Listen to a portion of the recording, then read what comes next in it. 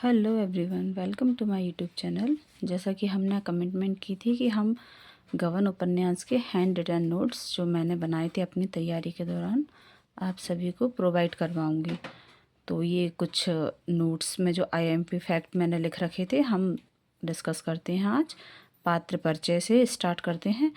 और गबन उपन्यास के उन्होंने लिखा था तो ये मुंशी प्रेमचंद जी द्वारा लिखा हुआ है और जिनका मूल नाम है धनपत राय श्रीवास्तव। जन्म 31 जुलाई 1880, मृत्यु 8 अक्टूबर 1936। इनका जो मंगलसूत्र नाम से था वो अधूरा रहा था 1936 में ही। उस समय इनकी मृत्यु हो गई थी इसलिए अधूरा रह गया था। और प्रमुख नायिका जालपा जो हीरोइन है इस पूरे उपन्यास की। पिता दीनदयाल प्रयाग के एक छोटे गांव के जमींदार के मुख्तार थे। माता मानकी। और इनका जालपा का जो पति रमानाथ शतरंज का शौकीन और प्रमुख नायक रमानाथ।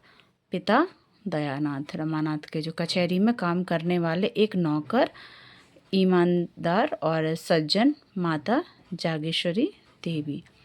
पत्नी जालपा जो रमानाथ की पत्नी है। इंद्रभूषण वकील हैं इसमें और रतन उनकी वाइफ है, वकील की पत्नी। जालपा की घनिष्ठ सखी होती है। रमेश म्युनिसिपल बोर्ड में हेड क्लर्क और रमानाथ का मित्र, नौकरी दिलाने वाला, जिसने रमानाथ को नौकरी दिलवाई थी ना वो। और हम कलकत्ता में जो पात्र थे उनकी बात करें तो देवी दिन नाम का 60 साल का एक खटीक है जिसका जिक्र है। और जग्गू का पति खटीक जाती है, देशभक्त है। जौहरा एक वैश्या है इसमें। और अन्य पात्र में है शहजादी, वासंती और राधा, ये 3 सहेलियां हैं। कुल अध्याय 52। और अब हम पॉइंट वाइज लिखेंगे तो बरसात के दिन है, आमों के बाग में झूले डले हुए हैं और औरतें कजली गीत गा रही हैं। ये पूछ सकते हैं कि कौन सा गीत गा रही थी, तो कजली गीत। इसी बीच में एक बिशाती आभूषण बेचने वाला आता है और जो फिरोजी रंग का चंद्रहार 20 आने में, ये मेरे में क्वेश्चन आया था मेरे एग्ज़ाम में कितने क्या कीमत थी उसकी, तो 20 आने में जालपा की माँ ने खरीदा था। बिल्लौर का हार और नाम से भी है इसको, मतलब एक खेलने के लिए छोटा सा रहता है 20 आने का, जो रियल चंद्रहार की 2 कॉपी रहता है। और पिता जो जालपा के पिता हैं प्रयाग के छोटे से गांव के निवासी जमींदार के मुख्तार थे। 4 नौकर, एक घोड़ा और कई गाय भैंस।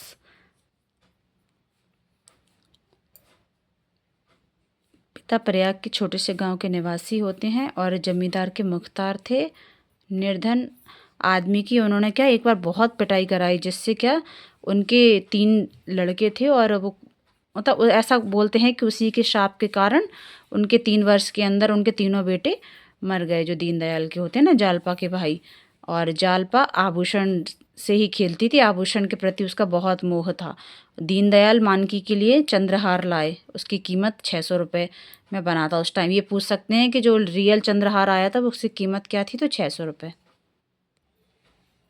जालपा के जो ससुर दयानाथ रिश्वत नहीं लेते थे, बहुत शरीफ इंसान बताए गए हैं। सास रामेश्वरी, पति रमानाथ समेत 3 भाई, सभी आवारा, शतरंज खेलना और ऐसे ही ऐश करना बस। और फिर ये पूछ सकते हैं कि टीके में कितने रुपए मिले, तो 1000 रुपये मिले। बहू जालपा के लिए 3000 रुपये के गहने बनवाए, ये भी पूछ सकते हैं कितने के गहने बनवाए, 3000 के। चंद्रहार नहीं बनवाया परंतु और जबकि जालपा चंद्रहार प्रेमी थी। जालपा की 3 सहेलियां थी, ये पूछ सकते हैं, तो राधा, वासंती और शहजादी। शहजादी थोड़ी भड़काऊ प्रवृत्ति की होती है। रमानाथ के भाई हैं इसमें 2, गोपी 13 वर्ष का और विशंबर जो जिसका जो कैरेक्टर है ना ताश खेलता हुआ बताया गया है इसमें।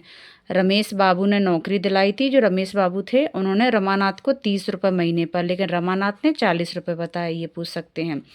किस किस त्यौहार का जिक्र है, तो इसमें नागपंचमी, जन्माष्टमी, इन 2 त्योहारों का जिक्र है। जालपा कितनी लिफाफे बेचती है, ये पूछ सकते हैं, तो इसमें जालपा शिकायत रूपी 3 लिफाफे अपनी सहेलियों को बेचती है कि इधर तो मेरी कोई कद्र नहीं है और आभूषण नहीं बनवाते, इस टाइप से, मतलब एक शिकायत होती है रमानाथ के द्वारा। तो रमानाथ उनको खुल के देख लेता है, तब उसको पता पड़ता है कि ये शिकायत कर रही है यहाँ की हमारे सब लोगों के बारे में। और एक सर्राफ जो जिससे गहने बनवाते हैं उसका नाम पूछ सकते हैं, तो उसका नाम है गंगू सर्राफ। इंद्रभूषण वकील व उनकी पत्नी रतन, इनका भी जिक्र है। और जमादार को रमानाथ ने क्या दिया था, क्योंकि उसके पास पैसे नहीं थे उधर रेलवे स्टेशन पर टिकट वगैरह के लिए, तो उसने बेच दी थी अपनी सोने की जो उसकी रिंग थी, वो बेच दी थी कलकत्ता जाने के लिए, जब वो भागना चाह रहा था ना उस समय की। कलकत्ता में वो देवी दीन के साथ रहता था। देवी दीन के 4 बेटे थे और जो चारों मृत्यु को प्राप्त हो गए थे। रमानाथ ने खुद को ब्राह्मण बताया था। ब्राह्मण बताने के कारण उसका क्या आदर सत्कार करते थे सब लोग।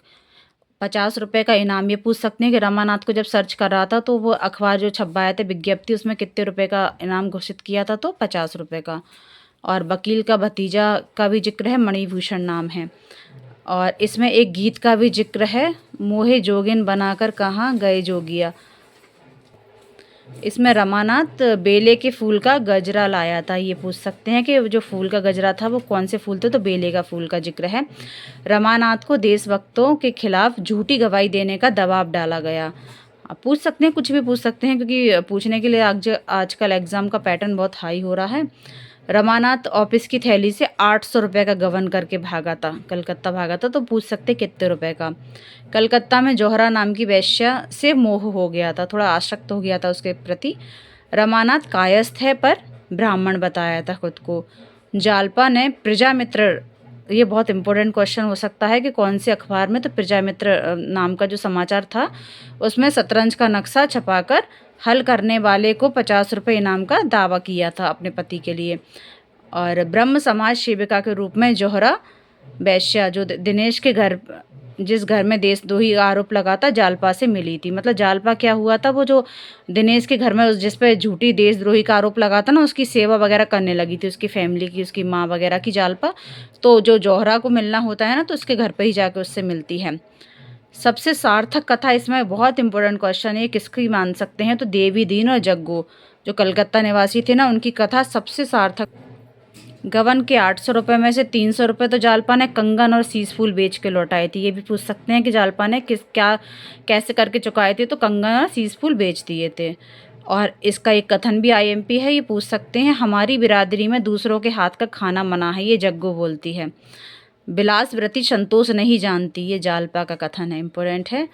और अब हम बात करते हैं, तो प्रथम यथार्थवादी जो निर्मला है, मुंशी प्रेमचंद जी द्वारा लिखा। सेकंड ये गबन है। पहली कहानी इनकी पहली कहानी संग्रह सप्त सरोज 1917 में प्रकाशित। प्रेमचंद की तुलना गोरकी व लूशन से की गई है, ये पूछ सकते हैं किससे की गई है। प्रथम प्रकाशित कृति सेवा सदन है। गबन की समस्याएं, पुरुषों की अहम प्रवृत्ति, मध्यवर्गीय समाज की प्रदर्शन करती अथवा दिखावा करना, गृह कलेश से परिवार का पतन, व्यक्ति का दुर्लभ चित्त। प्रेमचंद पहले हिंदी में नहीं लिखते थे, अपितु उर्दू में लिखते थे। प्रेमचंद का उपन्यास सम्राट किसने बोला था? जैसे हम प्रेमचंद जी को उपन्यास सम्राट बोलते हैं ना, तो ये शरदचंद्र जी ने बोला था। अंत में जौहरा वैश्या पानी में डूब जाती है, तो उसकी मृत्यु हो जाती है। वो जो भादों के महीने में गंगा नदी में उफान आया था, उसमें। उपन्यास का उद्देश्य है समाज में व्याप्त भ्रम दूर करके पाठकों को नई प्रेरणा देता है। भारतीय परिप्रेक्ष्य में नारी के आभूषण प्रियता प्रेम को राष्ट्रीय आंदोलन से जोड़ना, मतलब 2 कहानियाँ लिंक कर देते हैं। और उपन्यास के 3 तरह के पात्र, ये भी आईएमपी क्वेश्चन हो सकता है, उच्च, मध्यम और निम्न, ये 3 तरह के पात्र हैं। पहली कहानी सप्त सरोज 1917 में। विधवा विवाह पहला उपन्यास प्रेमा, क्योंकि प्रेमचंद जी ने लिखा है, उनसे संबंधित कुछ भी पूछ सकते हैं। हिंदी का प्रथम मौलिक युगांतवादी सेवा सदन उपन्यास है। इस उपन्यास पर हिंदी फीचर फिल्म भी बनी हुई है। Thank you so much Mala Paras sir. अगर आपको अच्छा लगा हो और तो हम कंटिन्यू रखेंगे। अपने कमेंट्स ज़रूर मुझे देना, अपनी राय ज़रूर बताना, और बाकी like share comments. Thank you so much.